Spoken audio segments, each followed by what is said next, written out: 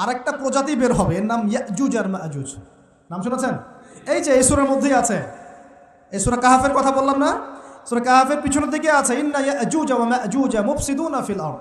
যুলকারনাইন বাদশার কথা পড়বেন, তিনি এই যে দেয়াল নির্মাণ করে দিয়েছিলেন লোহা এবং তামা দিয়ে, মনে আছে, পড়েছেন?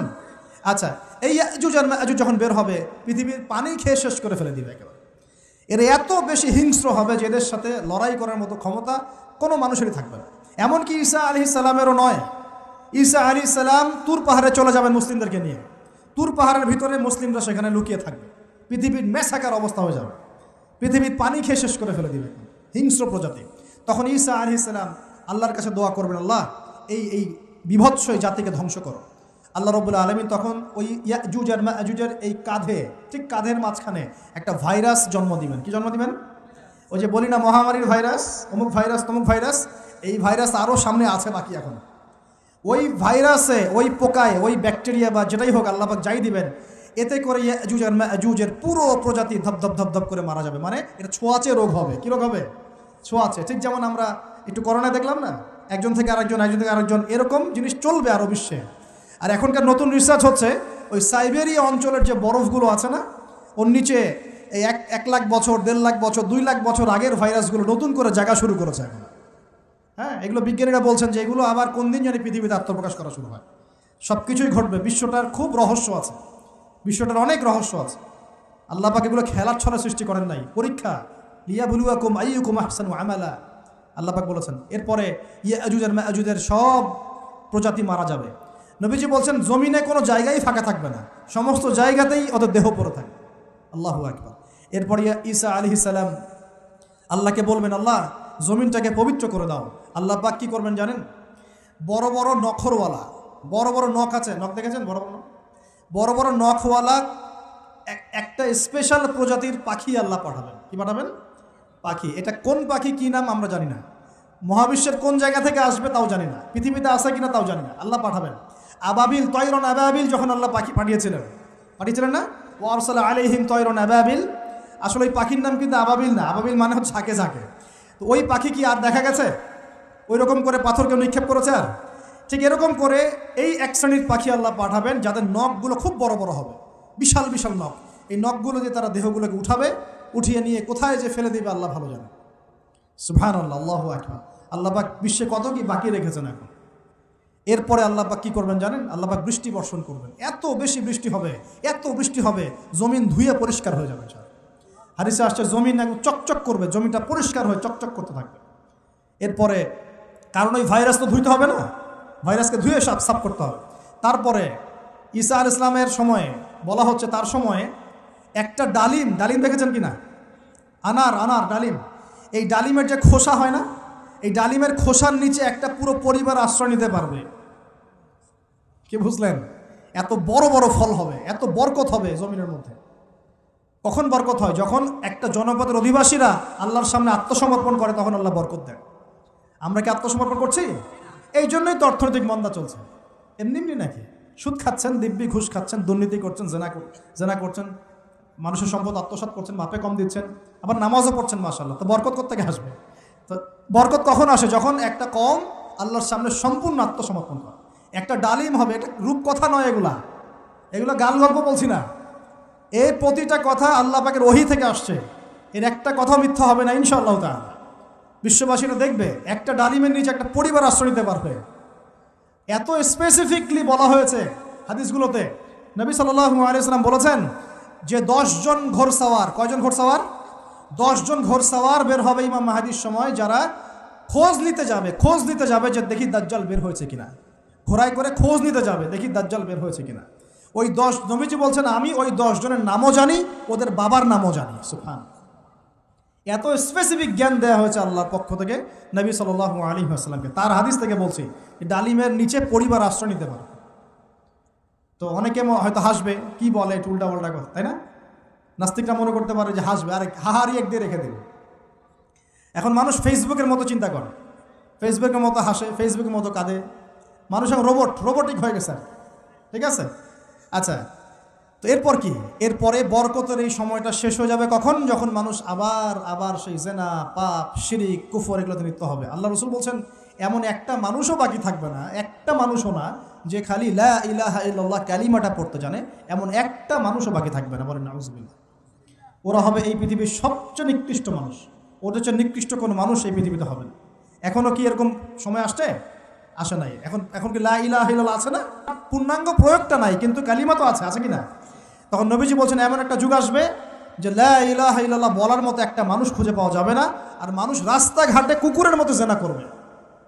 রাস্তাঘাটে কুকুর যেমন সঙ্গম করে না রাস্তাঘাটে, ওই রকম করে মানুষ রাস্তাঘাটে জেনা করবে। ওই সময়ে আল্লাহ রাব্বুল আলামিন পশ্চিম দিক থেকে সূর্য উঠাবেন। কোন দিক থেকে? সূর্য সত্যি সত্যি পশ্চিম দিকে উঠবে।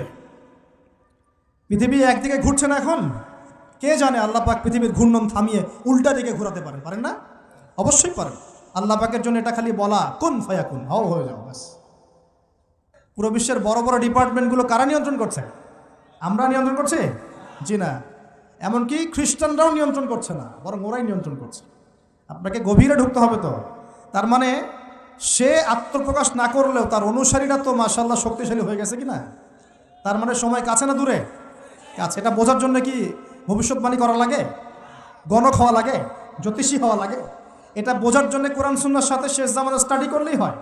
Economics, world affairs, history study করলেই বুঝতে পারেন, হৃদয়ের চোখ খুলে যাবে ইনশাআল্লাহ তাআলা।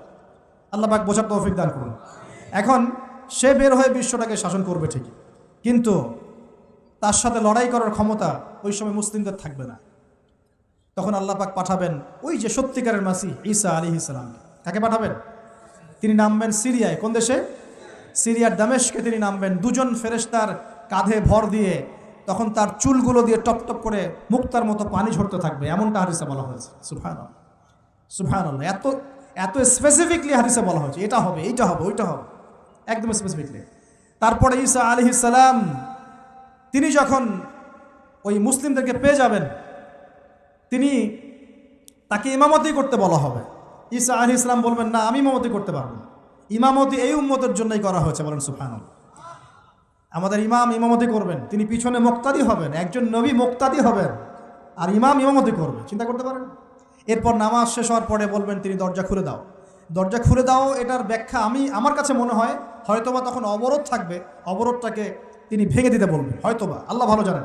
দরজা খুলে দাও এর ব্যাখ্যা কী হতে পারে? কিসের দরজা খুলে দাও? কিসের বাঁধন খুলে দাও? নিশ্চয় একটা বাঁধনে মুসলিমদেরকে বেঁধে ফেলা হবে। তিনি ওটার বিরুদ্ধে মুসলিমদেরকে ঝাঁপিয়ে পড়তে বলবেন। তখন দাজ্জালের সাথে তার দেখা হবে। কোন দাজ্জাল? সত্যিকারের দাজ্জালের সাথে ঈসা আলাইহিস সালামের দেখা হবে। এবং ঈসা আলাইহিস সালামকে দেখা মাত্রই দাজ্জাল গলতে শুরু করবে। কি করবে? গলতে শুরু। লবণ যেমন গলে যায় না তাপ দিলে, এমন করে গলতে শুরু করবে। এবং ঈসা আলাইহিস সালামের নিঃশ্বাসে আল্লাহ পাক একটা অন্যরকম ক্ষমতা দিবেন। ঈসা আলাইহিস সালামের নিঃশ্বাস যতদূর পর্যন্ত যাবে দাজ্জাল পালাতে থাকবে। তার নিঃশ্বাস গিয়ে দাজ্জালের গায়ে লাগা পরে দাজ্জাল ওইখানেই মারা যাবে। আল্লাহ পাক এই শুধু তাকে নয়, তার সমস্ত অনুসারীদেরকে আল্লাহ পাক সেখানে মেরে ফেলবেন ইনশাআল্লাহ। মুসলিমদের হাতে। কার হাতে? মুসলিমদের হাতে। এটার জায়গাটা মেনশন করা আছে, বাবেলুদ নামক জায়গা। কোন জায়গা? বাবেলুদ। যান গুগল সার্চ করে দেখেন বাবেলুদ কোন জায়গায় আছে। আমি বলে দিব না, দেখেন কোন জায়গায় আছে, কারা ওটা নিয়ন্ত্রণ করছে দেখেন। ওইখানে দাজ্জাল মারা যাবে। মানে সত্যিকারের মাসিহের হাতে মিথ্যা মাসিহ মারা যাবে ইনশাআল্লাহ, ঠিক আছে? এবং তার অনুসারীদের পতন হবে। এরপরে ঈসা আলাইহিস সালাম এই ক্ষমতাটা দখল করবেন এবং সারা বিশ্বে তিনি শান্তি শৃঙ্খলা কায়েম করবেন। একজন ন্যায়পরায়ণ শাসক হবেন ইনশাআল্লাহ তাআলা। এবং তিনি নতুন কোনো শরীয়ত নিয়ে আসবেন না, উম্মতে মুহাম্মাদের শরীয়ত কায়েম থাকবে ইনশাআল্লাহ। এরপরে 40 বছর তিনি রাজত্ব করবেন। কত বছর? 40 বছর। এবং তার বিবাহ শাদীও হবে এবং তার ইন্তেকালও হবে। তাকে দাফন করা হবে নবী মুহাম্মদ সাল্লাল্লাহু আলাইহি ওয়াসাল্লামের ঠিক পাশেই। আল্লাহু আকবার। ঠিক তার পাশেই দাফন করা হবে। এরপরে মানুষ আবারও খারাপ হওয়া শুরু করবে। কেমন খারাপ হবে? ও আচ্ছা, মাঝখানে একটা কথা বলতে ভুলে গেছে। ব্যাস, আমি কয়েকদিন আগে রিপোর্ট দেখেছি, পৃথিবীর নিচে কিন্তু আগুনের স্তর আছে। আচ্ছা, জানেন তো? পৃথিবীর নিচে আগ্নেয়গিরিগুলো আছে। পৃথিবীর ভিতরেও একটা ঘূর্ণন হয়, সেই ঘূর্ণনের দিক পরিবর্তন হচ্ছে দিন দিন, এমনটা রিপোর্ট এসেছে। দেখেন, আপনি ইন্টারনেট ঘাটাঘাটি করেন। আর অনেকে রিপোর্ট করছে যে পৃথিবী আগে যে গতিতে ঘুরতো, এখন পৃথিবীর ঘূর্ণন গতি একটু বেড়ে গেছে। দেখেন রিপোর্ট দেখেন। ঘূর্ণন গতি বেড়ে যাওয়ার মানে হচ্ছে টাইম দ্রুত পাস করবে। আর শেষ জামানার হাদিস এটাও আছে, সময় দ্রুত পাস করবে, আছে না? এটা হাদিস আসছে। তো প্রিয় ভাইরা, এই সময় মানুষ খারাপ হওয়া শুরু করার পর এমন খারাপ হবে আল্লাহর নাম নেওয়ার মতো কোনো মানুষ থাকবে না, আল্লাহ আল্লাহ বলার মতো কোনো মানুষ থাকবে না। তখন পশ্চিম দিক থেকে সূর্য উঠবে। কিভাবে কিয়ামত হবে নবীজি বলছেন, একজন ব্যক্তি পানি খাওয়ার জন্যে পাত্রটাকে মুখের সামনে নিবে, পানি গিলতে পারবে না, কিয়ামত হয়ে যাবে। নাউযুবিল্লাহ। ইযা ওয়াকাআতিল ওয়াকিআ লাইসা লিওয়াকাআতিহা কাযিবা আল কারিআতু মাল কারিআ ওয়া মা আদরাকা মাল কারিআ। আছে না, আম্মা ইয়াতাসাআলুন আনিন নাবাইল আযীম। কত সূরা আছে কিয়ামত সংক্রান্ত, পড়ে দেখেন। ইযা যুলজিলাতিল আরদু জিলজালাহা ওয়া আখরাজাতিল আরদু আথকালাহা ইযা শামসু কুওয়িরাত ওয়া ইযা নুজুমু কাদারাত। এই সূরাগুলো পড়ে দেখেন। আম্মা পারার শেষ পারাটা যেটা 30তম পারা, এর সূরাগুলো পড়ে দেখেন, কিয়ামত চোখে দেখতে পারবেন ইনশাআল্লাহ। সিংহায় ফুঁক দেওয়া হবে। আল্লাহ পাকের ফেরেশতার এত ক্ষমতা আল্লাহ দিয়েছেন, একটা ফুয়ে পুরো মহাবিশ্ব ধ্বংস হয়ে যাবে ইনশাআল্লাহ। চারটাখানি কথা নাকি? দ্বিতীয় ফুৎকারে আবার সবাইকে জীবিত করা হবে। এবং এই যে দুনিয়ার জীবনটা আমরা কাটাচ্ছি, এই 30, 40, 50, 60, 100 বছরের জীবন, এই জীবনের এক একটা হিসেব আল্লাহর সামনে দাঁড়িয়ে সেদিন দেওয়া লাগবে। অতএব এই দুনিয়ার জীবনটাতে প্রস্তুতি গ্রহণ করি, 5 ওয়াক্ত নামাজ পড়ি, যাকাত দেই, কালিমা বোঝার চেষ্টা করি, আল্লাহ তাওহীদ শিখি, জানি, বুঝি, নবীর সুন্নত অনুযায়ী আমল করি, হালাল খাই, পরিবার গড়ি, মানুষকে সৎ কাজে দাওয়াত দেই, অসৎ কাজে নিষেধ করি, ইসলামকে আল্লাহর জমিনে প্রতিষ্ঠা করার চেষ্টা করি। আল্লাহ পাক যা দিয়েছেন, জানমাল, সময়, শ্রম, আল্লাহ পাক যা দিয়েছেন, ক্ষমতা, প্রতিপত্তি, সম্পদ, এগুলোকে আল্লাহর দিনের জন্য ব্যয় করি। ইনশাআল্লাহ দুনিয়া সফল হব, পরকালে সফল হবে ইনশাআল্লাহ আযজা ওয়া জাল্লা।